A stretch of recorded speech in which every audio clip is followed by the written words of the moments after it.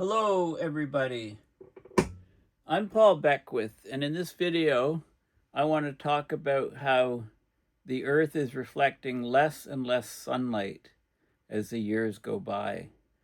So why is the Earth effectively getting darker? Because this is a very significant thing, and in fact, if you just look at the albedo or reflectance effect of the Earth darkening in the last several decades, you can put it into an equivalent amount of CO2 rise that would cause the same amount of warming as the Earth darkening is.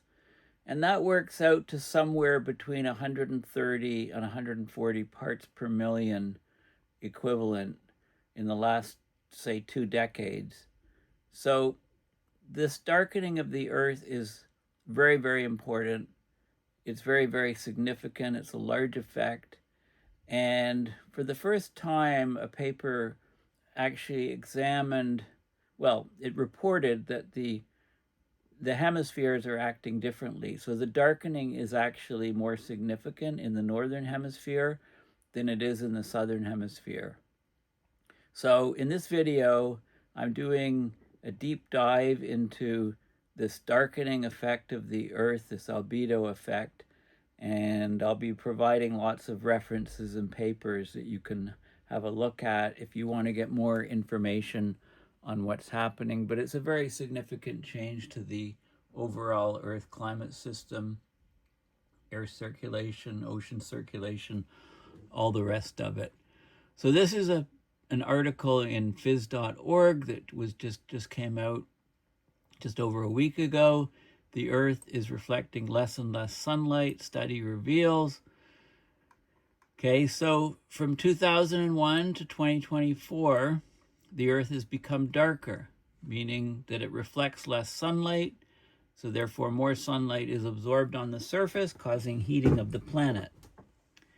This was a research scientific report published in the journal PNAS, Proceedings of the National Academy of Sciences.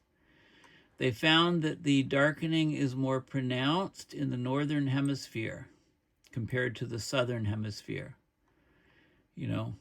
And this previously known inequality between the northern and southern hemispheres was discovered after analyzing satellite data, so analyzing observations. So in general, the southern hemisphere has been gaining radiative energy at the top of the atmosphere, meaning that the albedo is larger, and there's a net loss at the top of the atmosphere in radiative energy in the northern hemisphere, meaning that the albedo is lower, the Earth is darkening there. Now, normally in previous studies, this imbalance has been offset by atmospheric and oceanic circulation. It transports energy across the equator from the southern hemisphere to the northern hemisphere.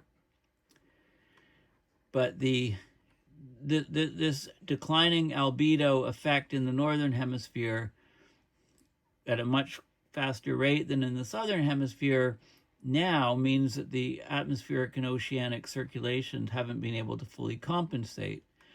So if we talk about an average energy intake from solar radiation of about 240 to 243 watts per square meter. A few decades ago, it was closer to 240. Now it's closer to 243. But there's been a divergence, or a northern hemisphere minus southern hemisphere difference of 0.34 watts per square meter per decade. Now that doesn't seem like very much, but it's statistically significant, and it has significant impacts on global circulation. And why is this happening? The difference between the northern and southern hemisphere, albedos, reflectivity, is attributed to changes in water vapor, which traps heat. Water vapor is a powerful greenhouse gas. Also clouds, which reflect sunlight. Also, there's been lots of changes to the albedo or reflectivity of the surfaces at the Earth's surface. Like ice and snow, of course, reflect more solar radiation than rock or water. So the decrease in sea ice concentration and snow cover in the northern hemisphere has contributed to this darkening.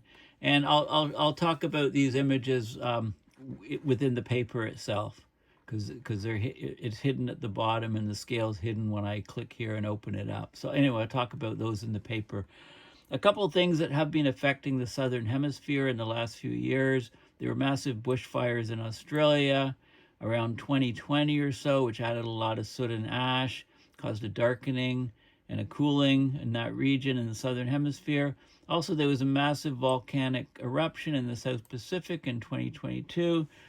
The volcanic eruption was 200 meters under the water, so not only did it send up sulfur dioxide, which generally causes cooling, it also sent up water vapor, huge amounts of water vapor into the upper atmosphere, which caused warming. Okay, so those two effects were competing with each other. The aerosols, of course, that are sent up, the tiny suspended particles, they make it the largest contribution to this difference between the hemispheres. They act as cloud condensation nuclei, which then reflect sunlight. So in the northern hemisphere, in the last number of years, the fine particulate pollution has significantly decreased due to environmental protection measures cleaning up the air in Europe, the US, and China. But in the southern hemisphere, the bushfires and the eruption of the Hunga Tonga volcano in the South Pacific in 2021, the bushfires were in 2021, the volcano in 2022, more aerosols in the southern hemisphere. And of course, what it doesn't mention is, of course, the great number of aerosols in the northern hemisphere from the Canadian wildfires in 2023.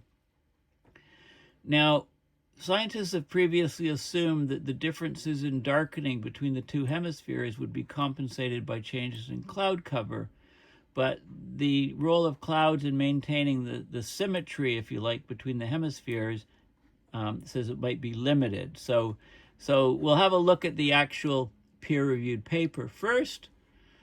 Okay, so there's a link in this article to it. All the links are in the description. So this is the peer-reviewed paper. We're seeing an emerging hemispheric asymmetry of the Earth's radiation and the Earth's albedo, effectively. So we've got 24 years of satellite observations that are in this study. It's from the instrumentation called CERES, C-E-R-E-S, Clouds and Earth's Radiant Energy System. It's the acronym. So it shows a northern hemisphere minus southern hemisphere trend difference of 0.34 watts per square meter per decade in absorbed solar radiation, ASR. Okay, so the northern hemisphere is getting darker relative to the southern hemisphere, so it's absorbing 0.34 watts per square meter more solar radiation, right? Darker surfaces absorb more solar radiation, that's sunlight. And then the outgoing longwave radiation is also significantly different. It's not quite as large, it's 0.21 watts per square meter per decade. So this darkening of the northern hemisphere relative to the southern hemisphere, it's associated with changes in the differences in the aerosol radiation interactions, the surface albedo, and also water vapor changes. Cloud changes also contribute to a greater absorbed solar radiation hemispheric contrast, but the magnitude is small. So I'll look at all the different, this paper looks at all the different components that are leading to this hemispheric asymmetry in radiation, absorbed solar radiation, albedo, and so on. And before, like I mentioned, we thought that the clouds compensated for these hemispheric asymmetries, but they're not able to cover it all, basically. Okay, so this is a very fascinating and interesting and important paper for the overall climate system. Of course, the Earth radiation budget is a key driver of atmospheric and oceanic circulation. Right, on average, the southern hemisphere gains radiative energy at the top of the atmosphere, while there's been a net loss in the northern hemisphere. This imbalance is compensated by combining atmospheric and oceanic circulations that transport energy across the equator from the southern hemisphere to the northern hemisphere. This hemispheric imbalance arises because the warmer northern hemisphere emits more thermal infrared radiation to space, or long-wave radiation, compared to the southern hemisphere, right? Because, you know, look at there's a lot more land in the northern hemisphere than in the southern. The water absorbs a lot more solar radiation, very dark surfaces, and therefore, and you know, 90% of the heating of the planet, over 90% of the heat is going into the ocean. So of course the southern hemisphere is, you know, moderated, kept cooler in general than the northern hemisphere. So there's definite hemispheric differences. But the southern hemisphere and northern hemisphere average incoming solar radiation is almost identical. So both hemispheres must have nearly the same albedo, but we're finding that nearly is the key word because it's changing. So hemispheric albedo symmetry, it's been a topic of fascination since it was first observed from satellites. Okay, so this series instrumentation on the satellites, it's finding key differences. So let's have a look at the results basically. Okay, so this is the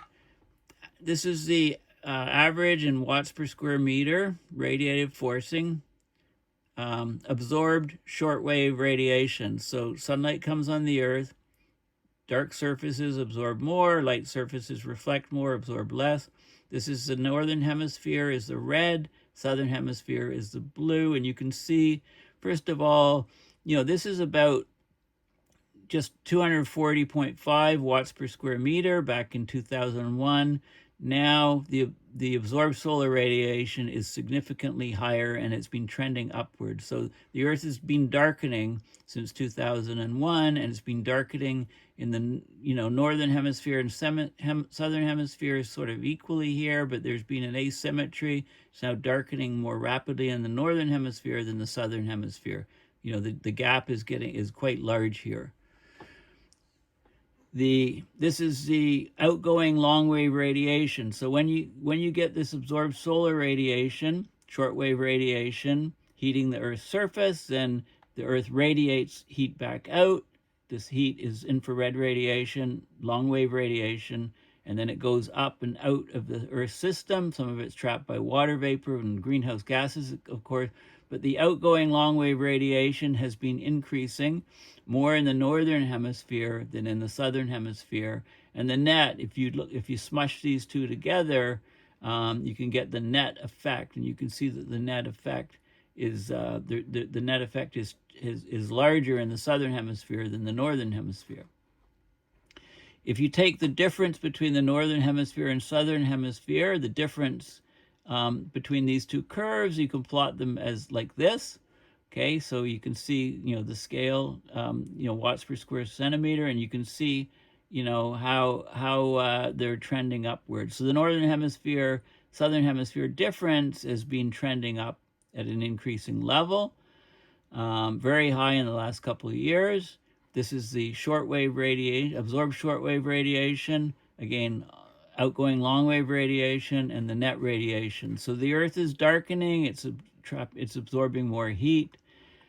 This is a very interesting, very telling set of figures here, because this is the trend.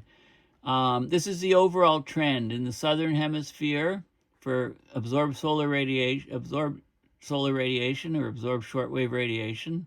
You can see the southern hemisphere here, and then the northern hemisphere, of course, it's getting darker more quickly. It's absorbing a lot more. So that's the white bar here, higher than the southern hemisphere. And this shows you, so this is a total. This is the IRF is the instantaneous radiative forcing, the very rapid radiative forcing. And then this is the response. This is the longer term response.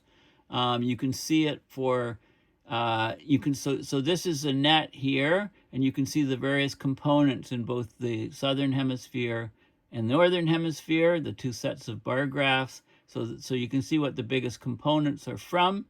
This is the total. This is the aerosol effect here. Okay, so it's generally small. This is solar plus trace gas effects. This is clouds. Clouds is having the biggest effect. Okay, and then this is the surface albedo changes. It's having also a significant effect. Next largest to the clouds, right? This is the loss of sea ice and snow cover, and the darkening of the earth from surface albedo effects. And then you get, this is the temperature effect, and this is the water vapor effect. So the biggest components of these changes are the clouds, followed by the surface albedo, followed by the water vapor in the atmosphere, those three things. These are the effects for outgoing long-wave radiation and the net effects. Now, this is also very interesting. This is the northern hemisphere minus southern hemisphere, the trend. So if you do the subtraction, right, the northern hemisphere, okay, so notice that the northern hemisphere is definitely changing much more quickly than the southern in all of these, the aerosol effect, solar plus trace gas effect, cloud effect, surface albedo effect, temperature, and then water vapor. Okay, so those are all above zero, northern hemisphere trending faster, and this is the outgoing long-wave radiation. So this is really showing the darkening effect of the Earth and the various components of that overall darkening based on, is it the aerosols, is the solar energy changing, trace gases causing the effect, clouds, the albedo, like loss of snow and ice, for example, in the Arctic, darkening of the snow cover, temperature effect, and then the water vapor effect. So it's all there. This is showing the instantaneous radiative forcing anomaly, the shortwave effect. So what we're seeing is, because the northern hemisphere is darkening, this effect is in the red, on the red side. So there's more red. Since about 2015, you can see it's taken off. There's a lot more red in the northern hemisphere. There's more blue in the southern. Okay, so this is because the northern hemisphere is darkening more, so it's absorbing more solar radiation. The instantaneous radiative forcing anomaly in watts per square meter is larger in the northern hemisphere than the southern hemisphere. This is a cloud response. Okay, so we're getting fewer and fewer clouds, more and more warming. Watts per square meter, just from the cloud effect. We're actually getting warming from the clouds in both hemispheres. It's only near the equator. We're getting intertropical convergence zone shifts and stuff, and we're getting less the response of the cloud. We're getting more clouds, which are causing more cooling, to try to compensate the huge increase of temperatures in the tropics here. Okay, so we're getting more and more differences in the hemisphere. This is of course, the northern hemisphere minus southern hemisphere temperature difference. So global warming is happening more quickly in the northern hemisphere by 0.16 degrees Celsius per decade. You can see the trend. Again, this is the difference between northern hemisphere and southern hemisphere. We're getting much more warming where where the land surfaces are. Of course, the oceans tend to try to moderate and keep the warming on, lower, because there's a huge heat capacity of water. So it's absorbing that heat, and that heat isn't staying in the air, causing temperature rises. The tropical precipitation index is also shifting, is also different here. It's been increasing in the tropics. We're getting more and more, higher temperatures, more water evaporation from oceans, more rainfall in the tropics. And this is the absorbed solar radiation cloud contribution difference in the two hemispheres, and then the extra this is in the tropics, and this is in the extratropics. So the cloud effect is causing a reduction of absorbed solar radiation in the tropics. We're getting more clouds in the tropics, but we're getting far fewer in the extratropics, which covers a wider range, surface area over the planet. So this effect is dominating if you look at the overall planetary effect. Okay, so this is a very significant and key paper. Now I want to talk about some other things that are changing the hemispheric asymmetry, and one of those is so I mentioned the Australian wildfires, also the Hunga volcano eruptions, unexpected southern hemisphere cooling effect, challenges geoengineering assumptions. Well, it's a bit misleading, the title. Basically, when this volcano went off, the sulfur causes a cooling, the water vapor causes a warming, so it throws a monkey wrench into the situation. This underwater volcano went off near Tonga in the South Pacific in 2022. It spewed enough water vapor into the stratosphere to push global temperatures higher, past 1.5 set by the Paris Accords. But it caused a reduction of temperature over the southern hemisphere, the sulfur effect. So, why was this? This was so significant because the Hunga Tonga volcano erupted January 15, 2022 from a vent just 200 meters below the ocean surface. So it shot up an enormous amount of water vapor along with a moderate amount of sulfur dioxide into the stratosphere, the upper atmosphere. Sulfur dioxide converted to sulfate aerosols that reflect sunlight back into space, so cooled that region. But the water vapor has a heating effect. So these two effects were opposing. Sulfate aerosols lead to cooling in the atmosphere, like Pinatubo, 1991, massive volcano, cooled the climate. But water vapor is a powerful greenhouse gas. When it's up in the stratosphere, it cools the stratosphere, but it warms the Earth's surface because it traps the infrared radiation. But that effect, what's very important is the altitude of the water vapor. The higher into the stratosphere it goes, the greater the warming effect on Earth. Okay, so that caused the overall global warming. Okay, so those were two competing things. And there's a peer-reviewed paper which is excellent on this particular topic. I've got it's open source. The peer-reviewed paper is here, and you can look at all of the details. The southern hemisphere had a radiative forcing of negative at the top of the atmosphere,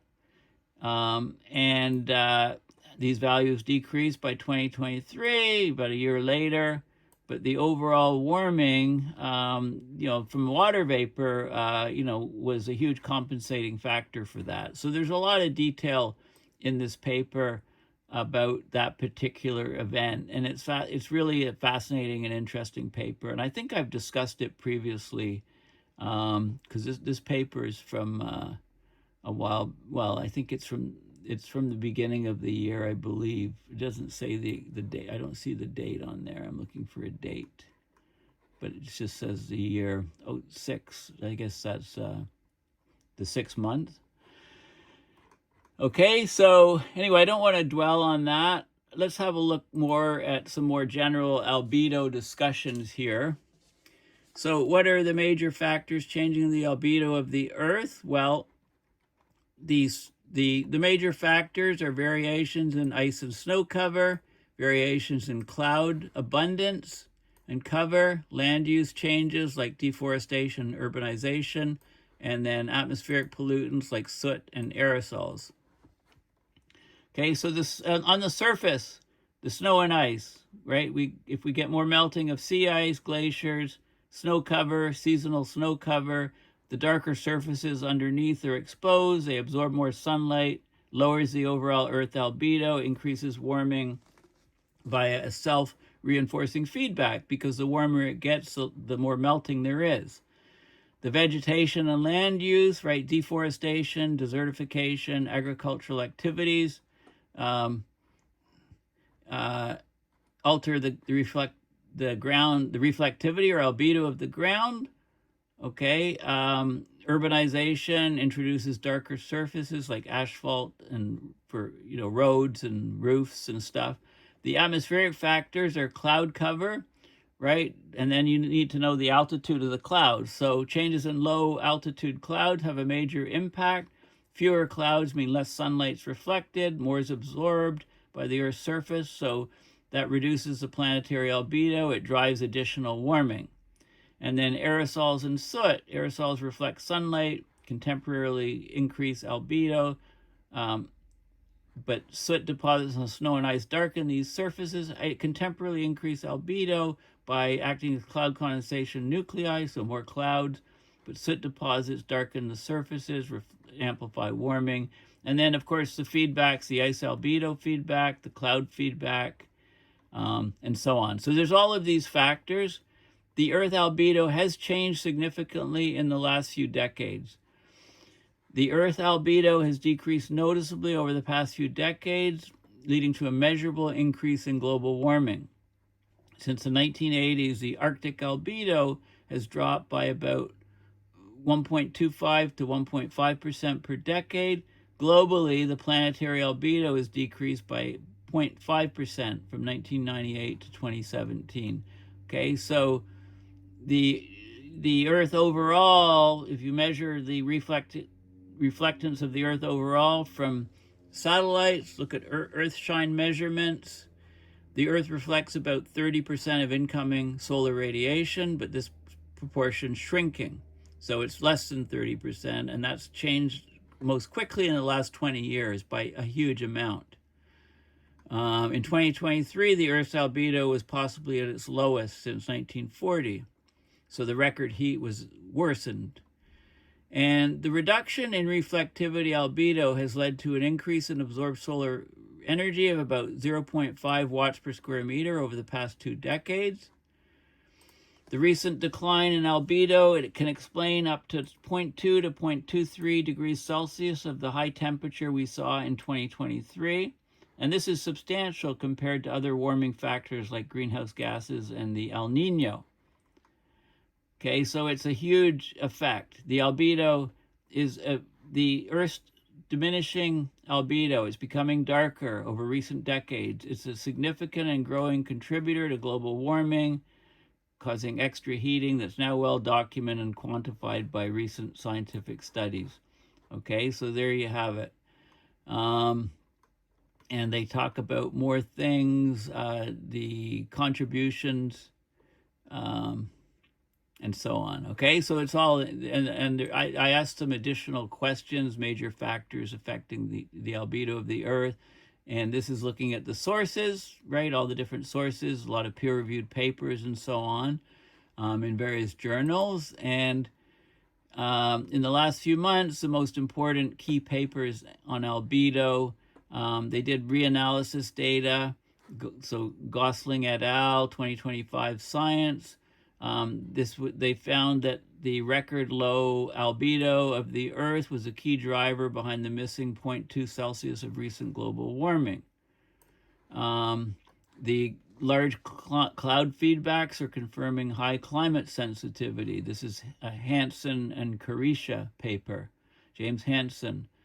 So 25 years of satellite data shows a marked decline in Earth's albedo, mostly from cloud changes, supporting the case of high climate sensitivity to greenhouse gas forcing. A paper in Nature, they looked at land surface albedo changes, so increased land albedo, providing radiative cooling, but not enough to counter overall warming. Decreased albedo in snow-covered regions due to less snow, increase in some snow-free areas, so right? So they looked at all kinds of different effects.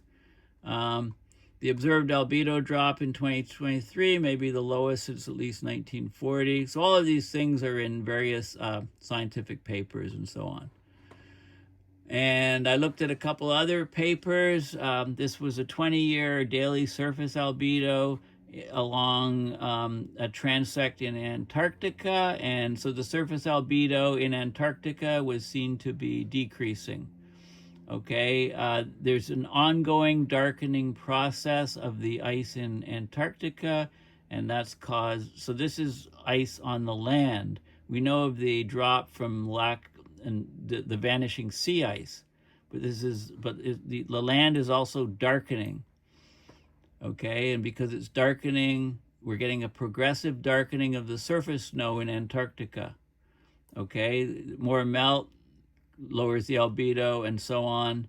The surface snow from coast to Dome, the summit of the East Antarctic ice sheet, was going dark during 2004 to 2023. So a significant darkening of the ice, another albedo effect. We see similar things in the Arctic. This was the Helmholtz article, The Planet's Lower Reflectivity is Causing a Sharp Increase in Global Warming, which we saw in 2023. Okay. Recent global temperature surge intensified by record low planetary albedo.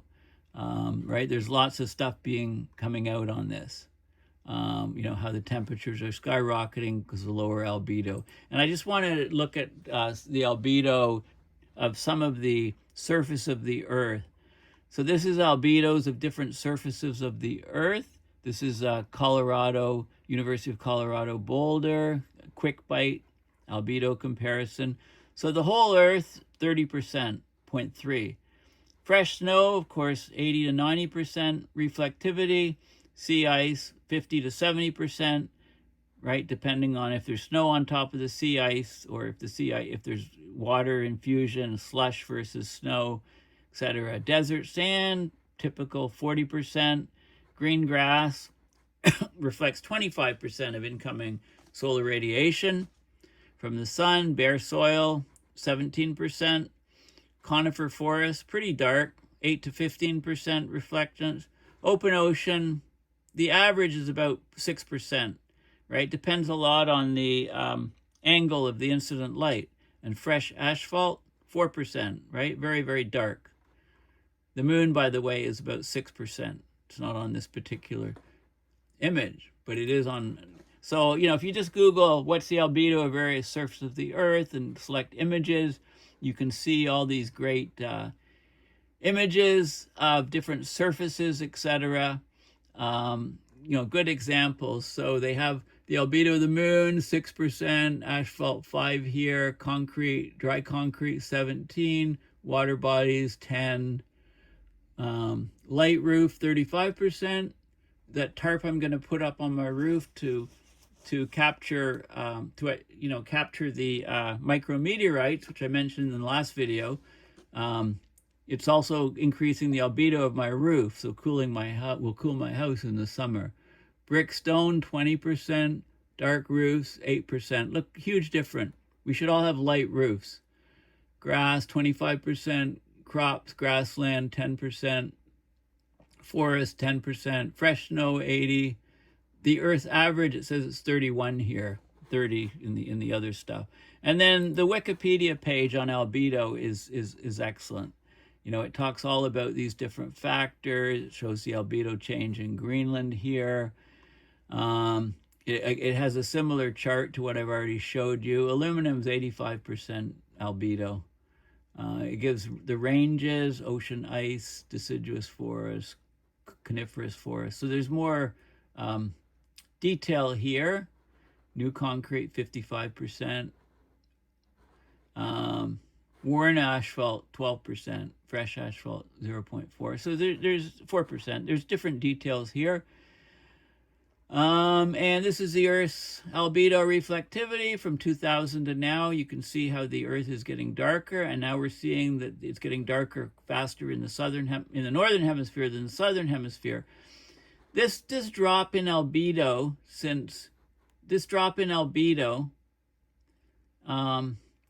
is equivalent to a 138 part per million increase in atmospheric CO2. Okay, so the CO2 rate's going up, greenhouse gases are going up, but the darkening is another effect up above and beyond that, and you can put it in a CO2 equivalent, 138 ppm. That's huge. That's in the last couple decades. And I really like this. Chart, this graph here, because it graphically shows the albedo in percent. And it gives the range. So this is snow in this whole range. So this is old snow, you know, you get dust particles, it looks darker, grayish, right? It might only be 43% reflecting. New snow, fresh, 85% or so. Ice has a range here. Water it depends on the angle of incidence. Then you can have dry sand, high albedo, wet sand, much lower. Dry soil, dark soil is darker and much wetter. And then clouds, cumulus stratus clouds, pushing up to 80%. Stratus clouds, other clouds only 40 and under. Desert has a range, savanna has a range, forest, coniferous versus deciduous, etc. Meadows, altostratus clouds, very high. These are cirrus clouds, very high up. They're albedo range, and crops and so on, depending on the color. So this is this is an excellent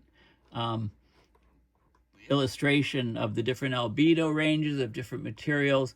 And there's also this is interesting. This is the reflectivity of smooth water at 20 degrees Celsius versus the incident angle from normal. Okay, and you can see that the angle of the light coming on the water has a huge impact on the reflectivity, and whether it's horizontally or vertically polarized light or horizontally polarized light. In fact, horizontally polarized light, the reflectivity goes to 0 at something called Brewster's angle here. Okay, so the reflectivity, is huge. It's got a huge variation for water depending on the angle of the sunlight. So this is important to keep in mind for the albedo of water, especially if you're talking about the southern hemisphere. You need to look at the angle of the sun to calculate what the albedo will be. And yeah, so it's a really useful site, and it actually gives information on different albedos that are used in astronomy for the various planets and so on. So, the albedo is a term. Here's the moon. The moon is 6%, reflects 6% of the light. Mercury 5%, Venus, Mars, right? There's different types of asteroids and comets and so on. So these all have albedos, which is very important for astronomy. Anyway, it's an excellent site on albedo. So the key thing is that the Earth is getting a lot darker. The darkness is increasing at faster rates in the northern hemisphere versus the southern. It's changing the overall circulation of ocean and atmosphere circulation patterns. So it's very crucial to consider there's massive changes underway in the overall climate system, and albedo is a big and very important part of it. Anyway, thanks for listening. Please go to my website, paulbeckwith.net, and donate to PayPal to support my research and videos, or you can, if you prefer Patreon, I'm on there. And just search for Paul Beckwith, no space.